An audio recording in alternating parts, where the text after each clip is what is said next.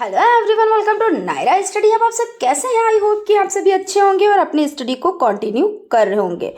Friends, आज के video lecture में जो आपका सब्जेक्ट शैक्षिक प्रबंधन एवं प्रशासन हो जाता है, उसके पवन सीरीज के लघुत्तरीय प्रश्नों की सीरीज को कंटिन्यू करेंगे, जो आप लोगों के लिए मोस्ट इम्पॉर्टेंट है। सो वीडियो को बिल्कुल भी स्किप ना करें और वीडियो को लास्ट तक जरूर देखें। तो चलते हैं आज की सीरीज का फर्स्ट नंबर क्वेश्चन देख लेते हैं। क्वेश्चन आपका है, विद्यालय भवन को आकर्षक बनाने में समुदाय की भूमिका स्पष्ट कीजिए, अथवा विद्यालय भवन का निर्माण करते समय क्या क्या सावधानियां बरतनी चाहिए। और ये आपका देखिए 2016 में भी आया हुआ क्वेश्चन है और 2017 में भी आया हुआ क्वेश्चन है, यानी कि आप लोगों के लिए इम्पोर्टेंट हो जाता है। ठीक है ना।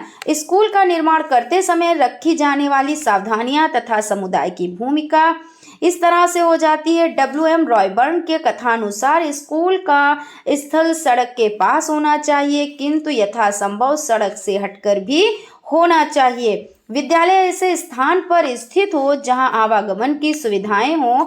विद्यालय प्राकृतिक वातावरण में स्थापित किए जाएं, परंतु उसके समीप नदी तालाब नहीं होने चाहिए।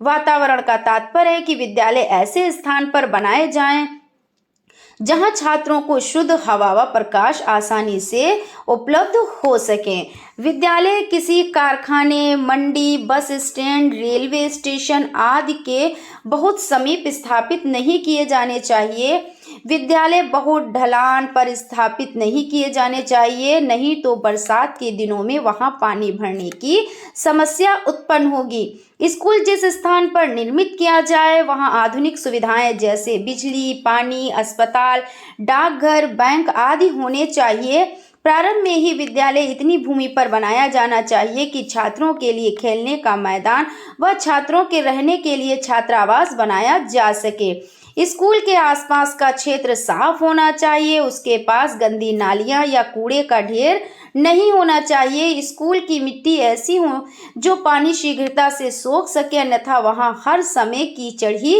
कीचड़ ही बनी रहेगी। विद्यालय भवन का निर्माण शिक्षा शास्त्रियों, समाज शास्त्रियों, स्थापत्य कलाकार, इंजीनियर, स्वास्थ्य विज्ञान विशेषज्ञों तथा अर्थशास्त्रियों की सम्मिलित राय के आधार पर ही किया जाना चाहिए। क्वेश्चन आपका हो जाता है, शाला स्वच्छता से क्या अभिप्राय है?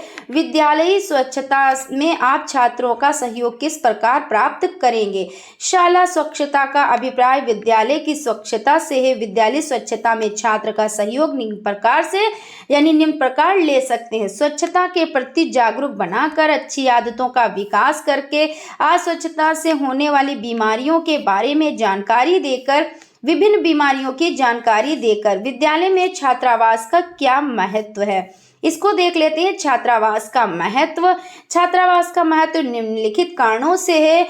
यह उन विद्यार्थियों के लिए जरूरी है जिनके निवास के आसपास विद्यालय नहीं होते हैं।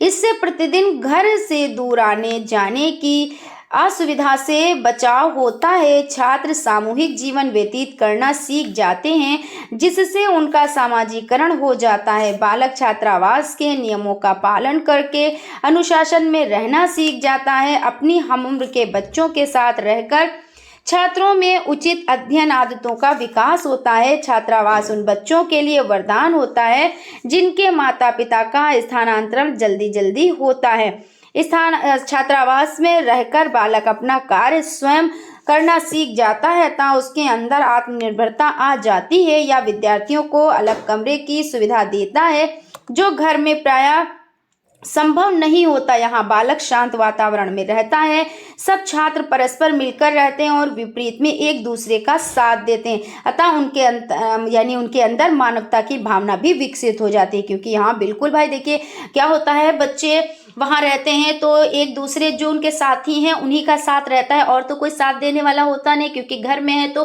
घर के बड़े हैं साथ देने वाले, तो वहाँ पे क्या होता है, ये सामूहिक एक समूह में रहने की इनमें भावना आ जाती है। अपना वर्क खुद से कर लेते हैं, तो यानी आत्मनिर्भरता आ जाती है ना। तो इस तरह से बहुत ही इसमें फायदे होते हैं। और वहाँ पे स्टडी रूम एक आप लोगों को, जैसे जो भी बच्चे वहाँ हो जाते हैं तो उनको एक स्टडी रूम मिल पाता है, और हर जैसे घर में तो हर के यहाँ ये सुविधा तो नहीं होती है। तो उस तरह से हो जाता है। विद्यालय का फर्नीचर बनवाते समय किन किन बातों का ध्यान रखना चाहिए, अथवा बच्चों की शारीरिक अभिवृद्धि का ध्यान में रखकर कुर्सी एवं डेस्क की व्यवस्था की जाती है, क्यों, स्पष्ट कीजिए। फर्नीचर बनाते समय ध्यान में रखने योग्य बातें क्या क्या हैं, रखने वाली बातें कौन सी हैं, देख लेते हैं। फर्नीचर बनाते समय इस बात पर ध्यान देना चाहिए कि वह किस कक्षा के छात्रों के लिए बनाया जा रहा है और उनकी अनुमानित आयु क्या होगी। फर्नीचर को विषय विशेष की आवश्यकताओं को भी ध्यान में रखकर बनाया जाना चाहिए। कुर्सी की ऊंचाई इतनी रखी जानी चाहिए कि छात्र के पैर हवा में न हिलते रहे, वरन उन्हें वह जमीन पर टिका सकें।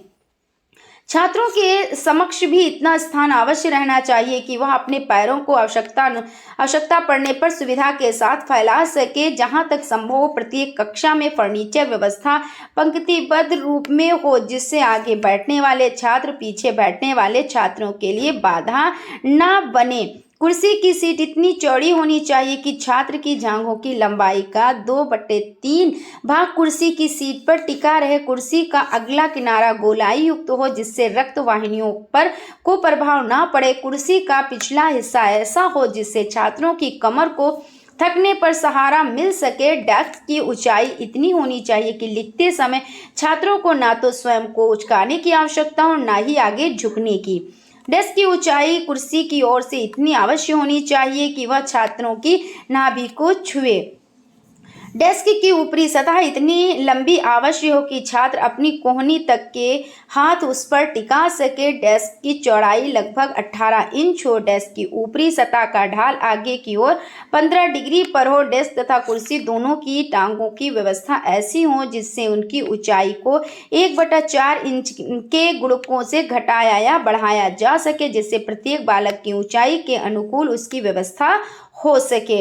उपयुक्त बिंदुओं को ध्यान में रखकर ही बच्चों की शारीरिक अभिवृद्धि का विकास किया जा सकता है। उसके बाद देख लेते हैं, क्वेश्चन है प्रयोगशाला के महत्व पर टिप्पणी लिखिए। अब इसको समझ लेते हैं। प्रयोगशाला और एक क्वेश्चन आपका क्वेश्चन अथवा करके ही है, समझ लीजिए इसको।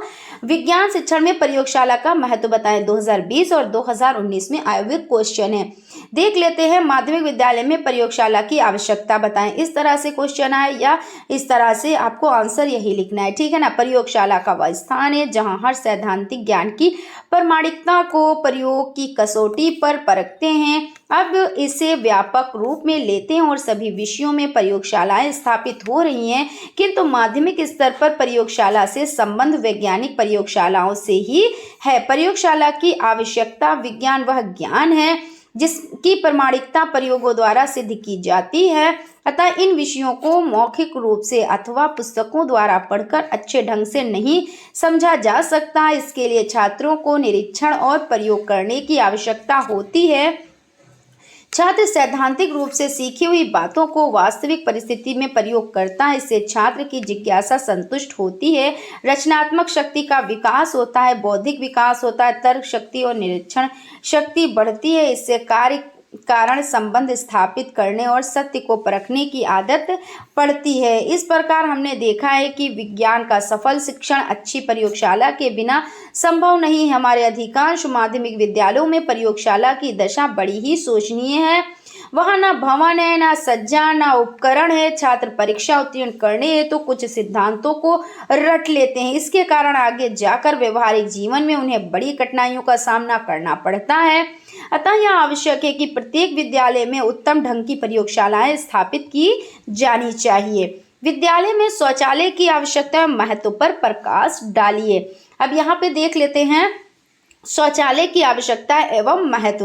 विद्यार्थियों के लिए विद्यालय में पर्याप्त शौचालय होने चाहिए। लड़के लड़कियों के लिए अलग अलग मूत्रालय होने चाहिए। हर संडास में फ्लैश की व्यवस्था हो जहां पानी का उचित प्रबंध होना चाहिए। जहां तक संभव हो मूत्रालय की फर्श मोज़ेक का होना चाहिए। वहाँ मूत्रालय में टाइल्स लगी होनी चाहिए। शौचालय की धुलाई नियमित रूप से होनी चाहिए, वह उसमें फिनाइल डालनी चाहिए। परंतु बहुत ही खेद की बात है कि हमारे विद्यालयों में इसकी उचित व्यवस्था नहीं है। बहुत से विद्यालयों में तो शौचालय तक नहीं है, और यदि है तो उनका रखरखाव इतना खराब है कि वहां दुर्गंध आती है। पानी की भी उचित व्यवस्था नहीं है। जिसका कुप्रभाव विद्यालय के स्वच्छ वातावरण पर पड़ता है। गंदे मूत्रालयों में हैजा, टाइफाइड, डायरिया व पेचिश आदि रोगों के फैलने की आशंका रहती है। बच्चों को इस बात का भी प्रशिक्षण देना चाहिए कि वह मूत्रालय का प्रयोग करने के बाद हाथ धोए। मानवीय प्रबंधन क्यों आवश्यक है? इसमें किन किन बातों का ध्यान रखना आवश्यक है? मानवीय संसाधनों के प्रबंध करने के लिए निम्नलिखित उद्देश्य निर्धारित किए गए हैं। इसके प्रबंधन से विद्यालय समाज की आकांक्षा की पूर्ति करने में सक्षम होता है, क्योंकि समाज में भी उसका महत्वपूर्ण स्थान होता है। इसके प्रबंधन से अनेक व्यक्ति को उनकी रुचि के अनुसार कार्य मिलता है, जिससे कि वह पूर्ण मनोयोग से कार्य करता है। मानवीय संसाधनों का प्रमुख उद्देश्य विद्यालयों से संबंध मानवीय समुदाय का अधिकतम सहयोग प्राप्त करना है, जिससे कि विद्यालय का चहुमुखी विकास संभव हो सके। मानवीय संसाधनों के प्रबंधन से शैक्षिक उद्देश्यों की प्राप्ति भी सरल एवं प्रभावशाली ढंग से हो जाती है। मानवीय संसाधनों के प्रबंधन से अनुशासन की भावना का विकास होता है, क्योंकि प्रत्येक व्यक्ति अपने निर्धारित कार्य में निष्ठा के साथ संलग्न रहता है। मानवीय संसाधनों के प्रबंधन से प्रत्येक व्यक्ति को उसकी योग्यता के अनुसार कार्य मिलता है, जिससे वह संतुष्ट रहता है। इसके प्रबंधन से गुणात्मक सुधार होना चाहिए, क्योंकि प्रत्येक व्यक्ति का कार्य गुणवत्तापूर्ण होता है। विद्यालय के मुख्य मानवीय संसाधन कौन कौन से हैं? मानवीय संसाधनों का प्रबंध विद्यालय के विकास के लिए आवश्यक होता है, क्योंकि प्रबंधन के अभाव में प्रत्येक मानवीय संसाधन का सर्वोत्तम उपयोग नहीं किया जा सकता। सर्वोत्तम प्रबंधन के द्वारा ही विद्यालय का चहुमुखी विकास हो सकता है। विद्यालय से संबंध रखने वाले प्रमुख मानवीय संसाधन निम्न प्रकार हैं। शिक्षक, बालक, समुदाय इस तरह से हो जाते हैं। विद्यालय प्रधानाचार्य के व्यक्तित्व का प्रतिबिंब है। इस कथन की पुष्टि कीजिए। विद्यालय प्रबंधन में प्रधानाध्यापक की भूमिका का वर्णन कीजिए। विद्यालय परिवेश में प्रधानाध्यापक एक नेता के रूप में होता है, जिस पर विद्यालय की संपूर्ण गतिविधियां निर्भर करती हैं। यदि विद्यालय प्रधानाध्यापक कुशल व सक्षम है तो वह राष्ट्र के भावी नागरिकों के निर्माण में अपनी अहम भूमिका का निर्वाह कर सकता है। एक कुशल प्रधानाध्यापक का एक ओर तो संगठन की गतिविधियों पर पूर्ण आधिपत्य होना चाहिए, साथ ही साथ उसके अंदर यह क्षमता भी होनी चाहिए कि वह अपने सहकर्मियों को संतुष्ट कर सके। उसे नेतृत्व की शैलियों का भी ज्ञान होना चाहिए। किसी भी प्रधानाध्यापक को यह कभी नहीं भूलना चाहिए कि वह पहले अध्यापक है, फिर प्रधानाध्यापक। शिक्षाविदों का विचार है कि जैसा मुख्याध्यापक होता है वैसा ही विद्यालय होता है। शिक्षाविदों का देखिए ये विचार है। किसी भी विद्यालयों में हम प्रवेश करें, वहां के प्रधानाध्यापक से बातचीत करने पर उस विद्यालय की वस्तुस्थिति का आभास कर सकते हैं। प्रधानाध्यापक अपने सफल नेतृत्व, व्यक्तित्व गुणों, अनुभव, योग्यता व कार्य कुशलता के आधार पर विद्यालय को निर्धारित लक्ष्य की ओर उन्मुख करता है। विद्यालय के हर अंग से प्रधानाध्यापक की छवि प्रतिबिंब होती है। प्रधानाध्यापक पर ही विद्यालय का सुसंचालन निर्भर करता है। वह शिक्षकों, विद्यार्थियों, कर्मचारियों व अभिभावकों का नेतृत्व करता है और विद्यालय की सभी गतिविधियों का संयोजन एवं मार्गदर्शन करता है। यही वह व्यक्तित्व है जो विद्यालय प्रांगण से संबंधित समस्याओं का निराकरण अपनी दूरदर्शिता के आधार पर करता है। वह अपने कुशल संचालन से ही विद्यालय का समाज के साथ मधुर संबंध स्थापित करता है। वास्तव में वह विद्यालय का ही नेता नहीं होता, वरन समाज का भी नेता होता है तथा विद्यालय प्रधानाचार्य के व्यक्तित्व का प्रतिबिंब होता है। मानवीय संसाधनों में शिक्षक की भूमिका बताइए। मानवीय संसाधनों में शिक्षक की भूमिका। विद्यालय संगठन वह संरचना है जिसमें शिक्षक, छात्र, प्रधानाध्यापक, कर्मचारी सभी अपनी महत्वपूर्ण भूमिका रखते हैं। इन सभी के प्रयासों से ही विद्यालय की गतिविधियों को संचालित किया जा सकता है।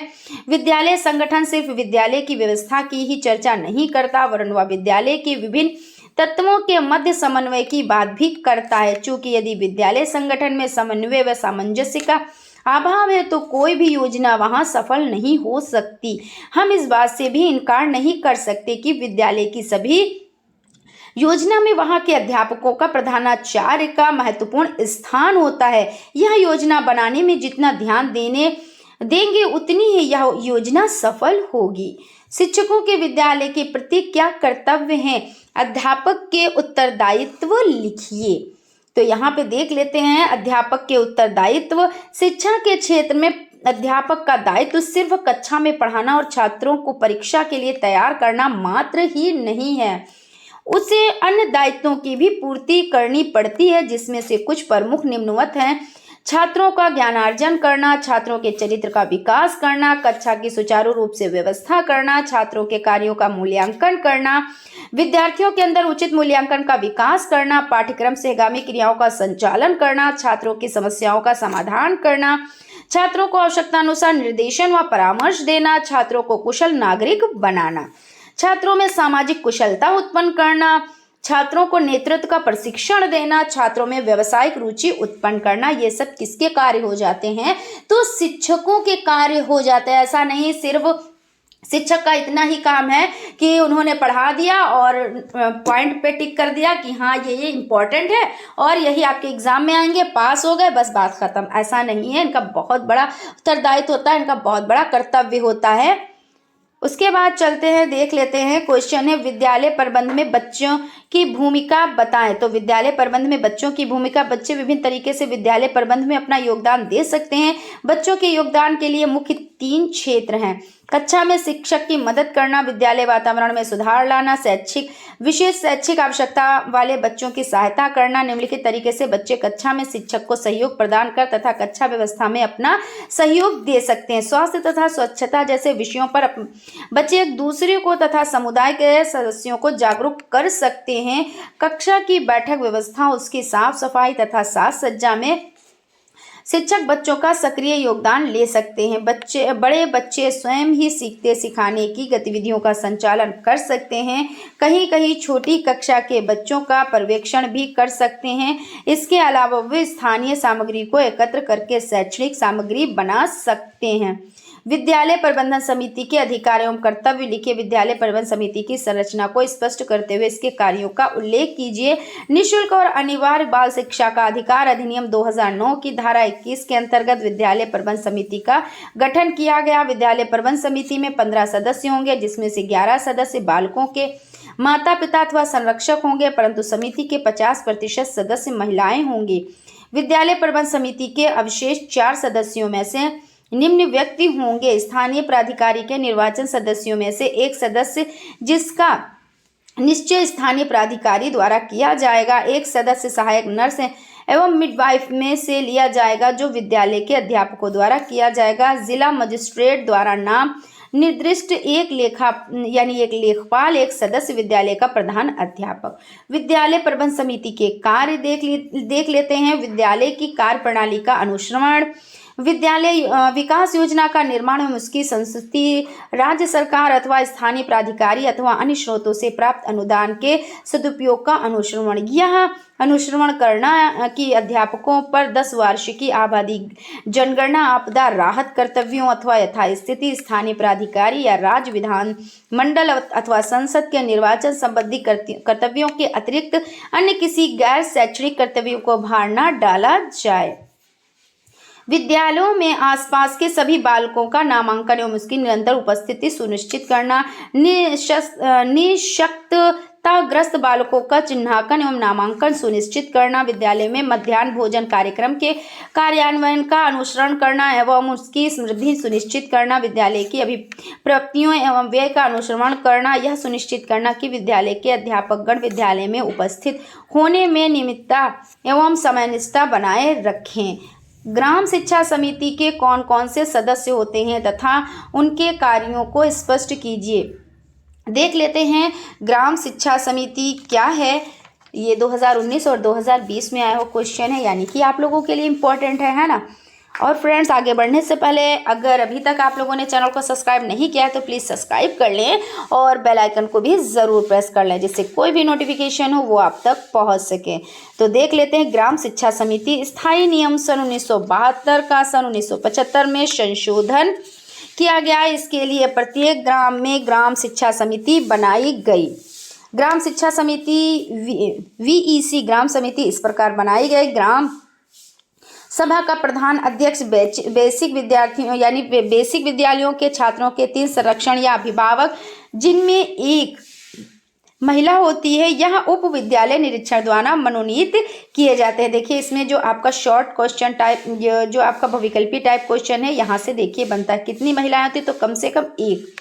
बेसिक विद्यालयों का प्रधान अध्यापक एक से अधिक विद्यालय होने पर वरिष्ठतम प्रधान अध्यापक इस समिति का सदस्य सचिव होता है। ग्राम शिक्षा समिति के कार्य। इस समिति के कार्य और उत्तरदायित्व निम्नलिखित हैं। ग्राम पंचायत क्षेत्र में बेसिक स्कूलों की स्थापना, उनका प्रशासन, नियंत्रण और प्रबंधन करना, बेसिक स्कूलों के विकास, प्रसार और सुधार के लिए योजनाएं तैयार करना, बेसिक स्कूलों, उनके भवनों और उपस्कर के सुधार के लिए जिला पंचायत समिति का सुझाव देना, विद्यालय भवन निर्माण, रख रखाव, मरम्मत में सहयोग करना तथा नवीन भवनों का निर्माण कराना। ये हो जाता है शिक्षा मित्रों, आचार्यों, अनुदेशकों हेतु उपयुक्त पात्र अभ्यर्थियों का चयन करना, विद्यालय में अध्यापकों की नियुक्ति करना तथा उनके कर्मठ अध्यापकों को पुरस्कार हेतु प्रस्तावित करना, बालिका शिक्षा एवं विशिष्ट आवश्यकता वाले बालकों की शिक्षा के प्रति जागरूकता उत्पन्न करना। ग्राम शिक्षा समिति की बैठक में 6 से 14 वर्ष की आयु के बालकों का ज्ञान प्रतिशत नामांकन निर्धारित करना। ग्राम शिक्षा समिति के उपयुक्त कार्यों में उत्तरदायित्व का अध्ययन करने से यह निष्कर्ष निकलता है कि यह समिति संबंधित पंचायत क्षेत्र में बेसिक शिक्षा स्कूलों की स्थापना से लेकर उसके संचालन तक की पूर्ण देखरेख रखती है। स्कूल का बजट बनाते समय ध्यान रखने योग्य बातें समझाइए। बजट बनाते समय निम्नलिखित बातों को ध्यान में रखना चाहिए। बजट का निर्माण प्राप्त साधनों, विभिन्न आय के स्रोतों तथा उपलब्ध सामग्री का अनुमान लगाकर तथा वे के विभिन्न छोटे बड़े मदों को ध्यान में रखकर करना चाहिए। बजट को ध्यान में रखकर ही प्रशासनिक क्रियाओं, योजनाओं तथा विभिन्न प्रकरणों को स्थायी अथवा अस्थायी तथा निश्चित तथा अनिश्चित रूप प्रदान करना चाहिए। बजट के अंतर्गत संपूर्ण धनराशि का विभाजन विभिन्न कार्यों या योजनाओं पर महत्वानुसार सुनिश्चित योजना के आधार पर होना चाहिए। बजट का निर्माण शिक्षा के केंद्रीयकरण तथा विकेंद्रीयकरण दोनों रूपों के आधार पर होना चाहिए। शिक्षा का रूप केंद्रीयकरण अथवा विकेंद्रीयकरण होने पर उसी अनुरूप बजट का स्वरूप भी परिवर्तित कर लेना चाहिए, अन्यथा शिक्षा की संपूर्ण अर्थव्यवस्था में अपव्यय अवरोधन उत्पन्न होने की संभावना बनी रहेगी। बजट बनाने के बाद उस पर निरीक्षण रखना चाहिए। बजट बनाने से कहीं अधिक महत्वपूर्ण बात उसके आधार पर धन व्यय करना है। बजट की सफलता प्रशासकों की बुद्धिमत्ता, दूरदर्शिता तथा उसकी अंतर्दृष्टि पर निर्भर है। अतः प्रशासकों को बजट बनाने, उसे क्रियान्वित करने तथा उसी अनुरूप प्रशासन प्रक्रिया को ढालने के लिए प्रशिक्षण देने की व्यवस्था करनी आवश्यक है। वित्तीय प्रबंधन के साधन कौन कौन से हैं? विद्यालय के वित्तीय प्रबंधन के निम्न साधन हैं। विद्यालय अनुदान। विद्यालय के वित्तीय प्रबंधन हेतु राज्य सरकार से अनुदान प्रत्येक विद्यालय को प्राप्त होता है। यह अनुदान जिला विद्यालय निरीक्षक या बेसिक शिक्षा अधिकारी द्वारा प्रत्येक विद्यालय को प्राप्त होता है। इसी अनुदान से विद्यालय के खर्चे चलते हैं। अब शिक्षकों का भुगतान भी बेसिक शिक्षा अधिकारी द्वारा किया जाता है। TLM grant. शिक्षण अधिगम सामग्री टीएलएम हेतु अनुदान भी राज्य सरकार द्वारा दिया जाता है, जिसके आधार पर शिक्षण सामग्री क्रय की जाती है। समुदाय से प्राप्त धन विद्यालय को समुदाय के सदस्यों, धनी मानी तथा समाजसेवी संस्थाओं द्वारा विद्यालय के क्रियाकलापों हेतु धन दिया जाता है। यह धन भी विद्यालय की वित्त व्यवस्था को सुधारने में सहायक होता है। समुदाय के सदस्य विद्यालय के कमरे का निर्माण करा देते हैं। विद्यालय की भू संपत्ति से अर्जित धन। अधिकांश विद्यालयों में आवश्यकता से अधिक भू संपत्ति होती है, जिसे किराए पर दे दिया जाता है अथवा विद्यालय के अतिरिक्त स्थान या मैदान को किसी समारोह या शादी के लिए देने पर अतिरिक्त आय प्राप्त होती है, जो विद्यालय के लिए वित्तीय सहायता देती है।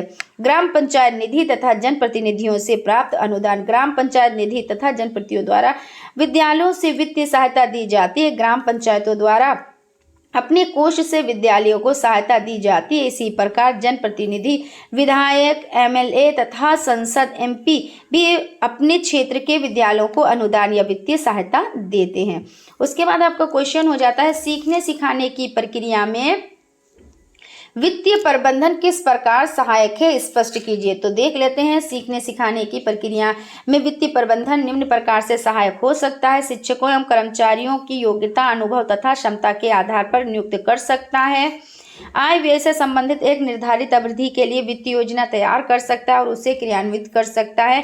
विद्यालय की कार्य क्षमता निर्धारित कर सकता है तथा शिक्षकों एवं कर्मचारियों की संख्या निर्धारित कर सकता है। विद्यालयों के समस्त कार्यक्रमों को महत्व की दृष्टि से शक्ति एवं साधन के अनुसार गति प्रदान कर सकता है। कक्षा कक्ष प्रबंधन के उद्देश्य बताएं। कक्षा कक्ष प्रबंधन के उद्देश्य हो जाते हैं, शिक्षक के लिए कक्षा कक्ष प्रबंधन की प्रक्रिया का ज्ञान होना अति आवश्यक है, क्योंकि कक्षा कक्ष प्रबंधन के अंतर्गत शिक्षक तथा शिक्षार्थी की अहम भूमिका होती है। कक्षा कक्ष प्रबंधन के प्रमुख उद्देश्य निम्नलिखित है। कक्षा कक्ष में शैक्षिक वातावरण का स्वच्छ निर्माण करना है, शिक्षण अधिगम प्रक्रिया को सरल एवं प्रभावशाली बनाना है। कक्षा कक्ष प्रबंधन का मुख्य उद्देश्य कक्षा से संबंधित तथ्यों के बीच समन्वय स्थापित करना, जिससे प्रक्रिया का चहुमुखी विकास हो सके। कक्षा का प्रबंधन का मुख्य उद्देश्य भौतिक तथा मानवीय संसाधनों का प्रयोग करना। कक्षा कक्ष प्रबंधन को संपूर्ण सुविधाओं से परिपूर्ण बनाना। कक्षा कक्ष प्रबंधन का मुख्य उद्देश्य अधिगम को स्थायी बनाना। ये हो जाते हैं। क्वेश्चन आपका है शिक्षण अधिगम सामग्री की क्या यानी टीएलएम भूमिका है, यानी जो शिक्षण अधिगम सामग्री क्या होती है, टीएलएम टीचिंग लर्निंग मटेरियल, इसके बारे में यहाँ पे क्वेश्चन है। तो शिक्षण अधिगम सामग्री के प्रबंधन से आप क्या समझते हैं, देख लेते हैं। प्राचीन समय में शिक्षकों के द्वारा विद्यार्थियों को लिखित तथा मौखिक रूप से शिक्षण प्रदान किया जाता था। उस समय शिक्षण अधिगम सामग्री के रूप में किसी विशेष सामग्री का उपयोग नहीं किया जाता था। व्याख्या के माध्यम से छात्र शिक्षा प्राप्त कर सकते स्नेह यानी धीरे धीरे, है ना। शिक्षण व्यवस्था के अंतर्गत परिवर्तन होता गया तथा शिक्षण एक शिक्षार्थी को समान महत्व दिया जाने लगा। छात्रों की रुचि पर ध्यान आकर्षित किया जाने लगा। इसके लिए शिक्षण अधिगम सामग्री का प्रयोग करके इस प्रक्रिया को प्रभावशाली बनाया गया।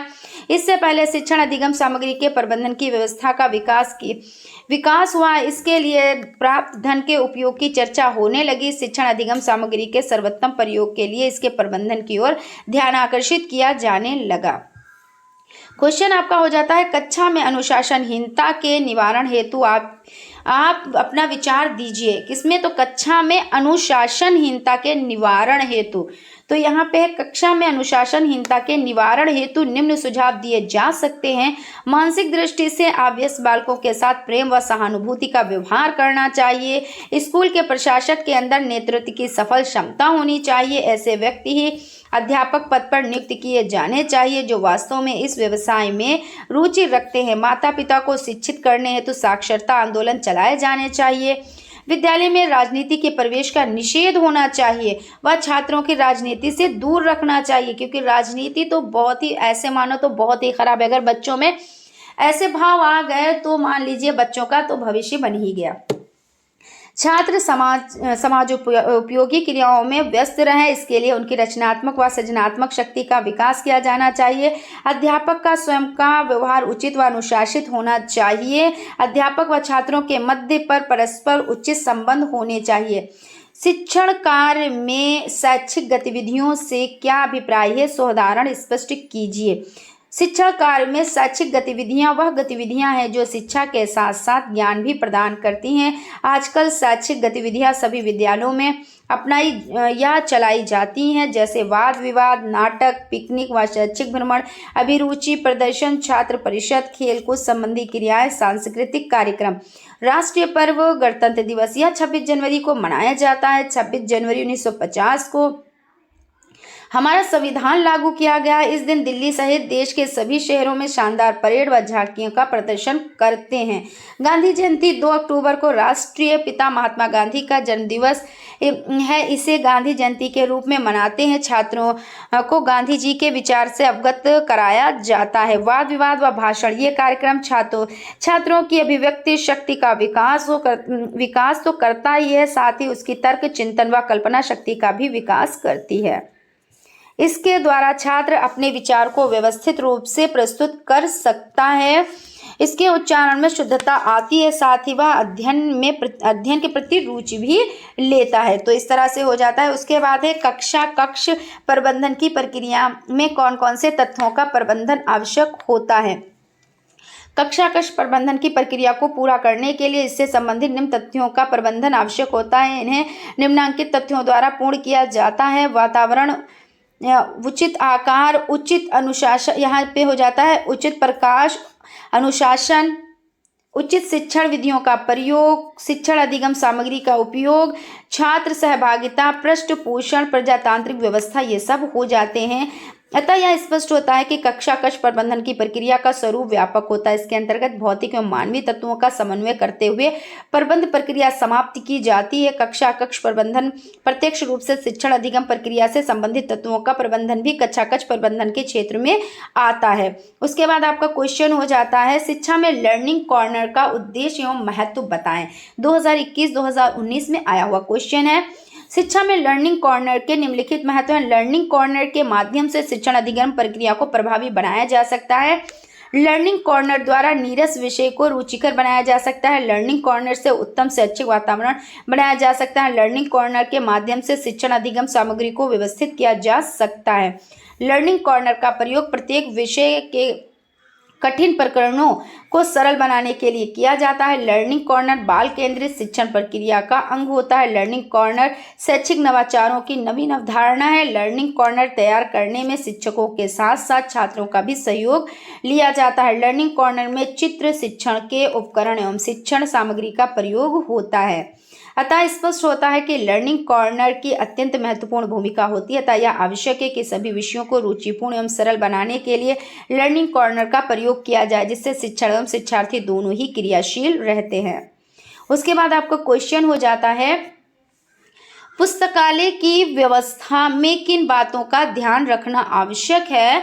शिक्षक एवं विद्यार्थी द्वारा विद्यालय के पुस्तकालय का बेहतर उपयोग किस प्रकार से किया जा सकता है। वास्तव में पुस्तकालय की व्यवस्था में ने अब वैज्ञानिक रूप धारण कर लिया है।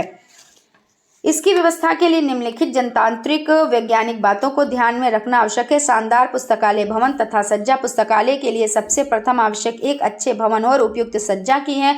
पुस्तकालय के साथ ही वाचनालय भी संलग्न होना चाहिए। प्रशिक्षित पुस्तकालय अध्यक्ष।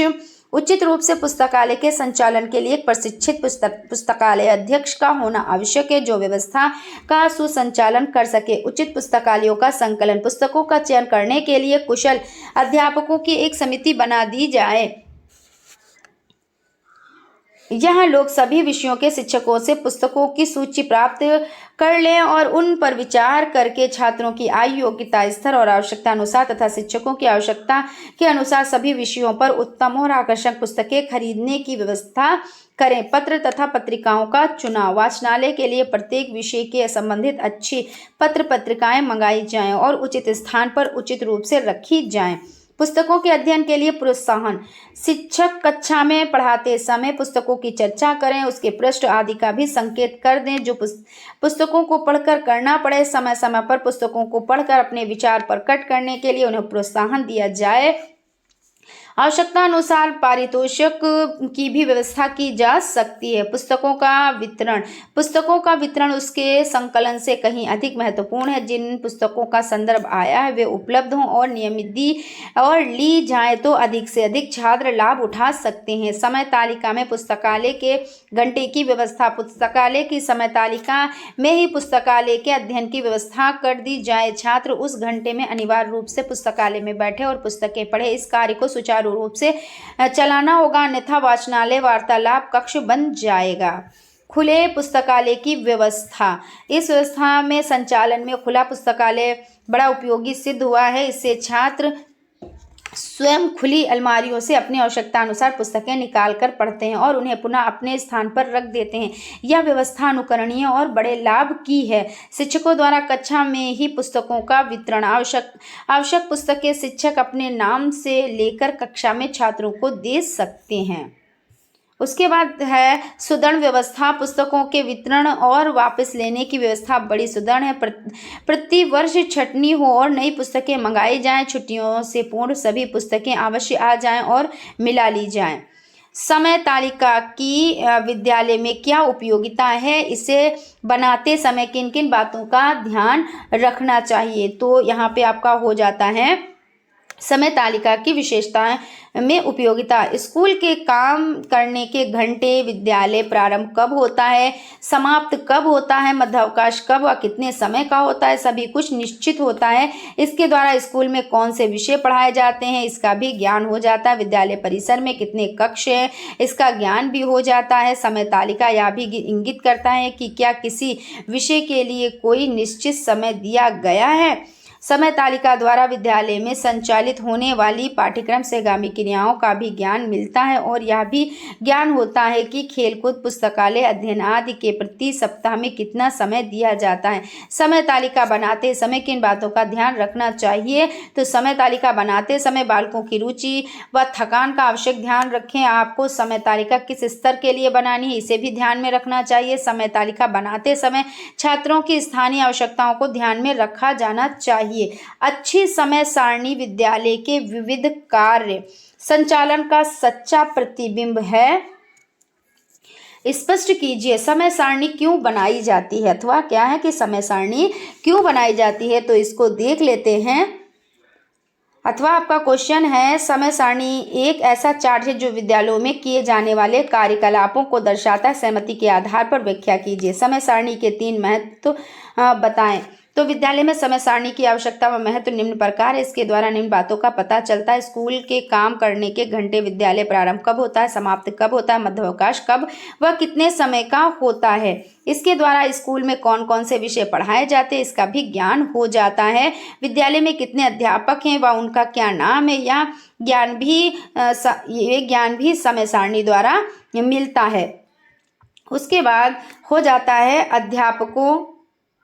अध्यापकों के मध्य कार्य का वितरण किस प्रकार किया जाता है तथा प्रति अध्यापक कार्यभार का भी ज्ञान उसके द्वारा मिलता है। विद्यालय परिसर में कितने कक्ष हैं, इसका ज्ञान भी समय सारणी द्वारा मिलता है। समय तालिका द्वारा यह भी पता चलता है कि कौन सी कक्षा किस कक्ष में बैठी होगी, कौन सा अध्यापक कब खाली होगा, इसका ज्ञान भी समय तालिका से मिलता है। समय तालिका यह भी इंगित करती है कि क्या किसी विषय के लिए कोई निश्चित समय दिया गया है। समय तालिका द्वारा विद्यालय में संचालित होने वाले पाठ्यक्रम से आगामी क्रियाओं का भी ज्ञान मिलता है और यह भी पता चलता है कि खेलकूद, पुस्तकालय अध्ययन आदि को प्रति सप्ताह कितना समय दिया जाता है। समय तालिका के सहयोग से विद्यालय में उपलब्ध भौतिक व मानवीय संसाधनों का समन्वय करते हुए अधिक से अधिक लाभ उठाया जा सकता है।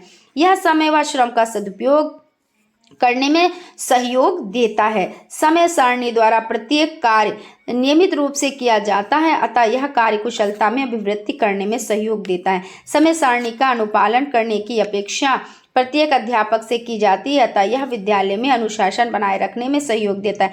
कर्तव्य परायणता, समय की पाबंदी, व्यवस्था आदि नैतिक गुणों का विकास इसके द्वारा होता है। इससे प्रत्येक अध्यापक व छात्र को यह पता चलता है कि उसे क्या पढ़ाना है और क्या पढ़ना है। उसके बाद हो जाता है प्रशासक के पास समय तालिका होती है, तब आवश्यकता अनुसार कक्षा का निरीक्षण कार्य कर सकता है। समय तालिका होने से यह पता चल जाता है कि कार्य का वितरण समानता के सिद्धांत के आधार पर किया गया है या नहीं। पाठ विषयों के कठिनाई स्तर को ध्यान में रखकर समय तालिका में मनोवैज्ञानिक के सिद्धांतों का अनुपालन किया जाता है। उपयुक्त बिंदुओं से स्पष्ट है कि समय सारणी एक ऐसा चार्ट है जो विद्यालय में किए जाने वाले कार्यकलापों को दर्शाता है। तो इस तरह से आपका सेशन कंप्लीट हो जाता है। आई होप आप लोगों को सेशन अच्छा लगा होगा। अगर सेशन अच्छा लगा है तो प्लीज़ एक लाइक ज़रूर करें और अगर अभी तक आप लोगों ने चैनल को सब्सक्राइब नहीं किया है तो प्लीज़ सब्सक्राइब कर लें और बेल आइकन को भी ज़रूर प्रेस कर दें। Thank you.